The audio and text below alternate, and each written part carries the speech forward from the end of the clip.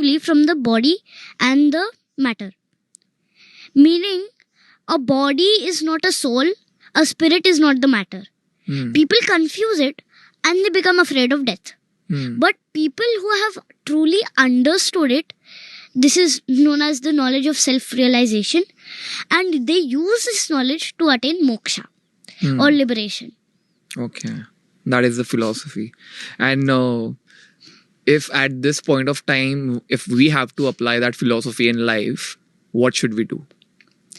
Self-realization. You know how people have like mental health disorders, like anxiety, depression, that all.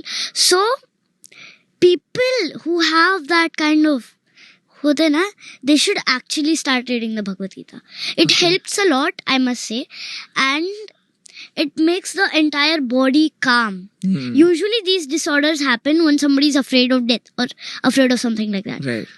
And eventually, when you read it thoroughly, na, the fear of death vanishes. And that is a beautiful question. Like, what can we learn about death and grief from Gita? Because this is like मेरे लिए बहुत important topic है ये, and I'm very curious to learn from that. Yeah, tell me. There's a chapter, there's a verse in that. I don't remember the Hindi verse, I only remember the English meaning. Okay. And it's written कि the soul is permanent. Fire cannot burn it, water cannot drench it, but nor can wind dry it, neither can weapons cut it. The soul is permanent. Your body is temporary. Just like how humans change garments, does the soul change bodies.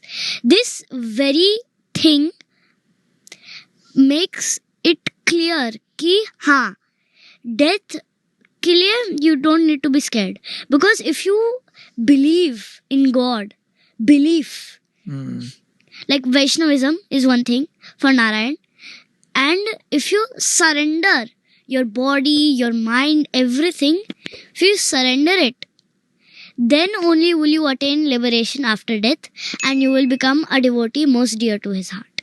Right. But what if someone is not willing to get familiar with Hinduism or spirituality? It's their own opinion. But what can they learn about grief? How do you grieve?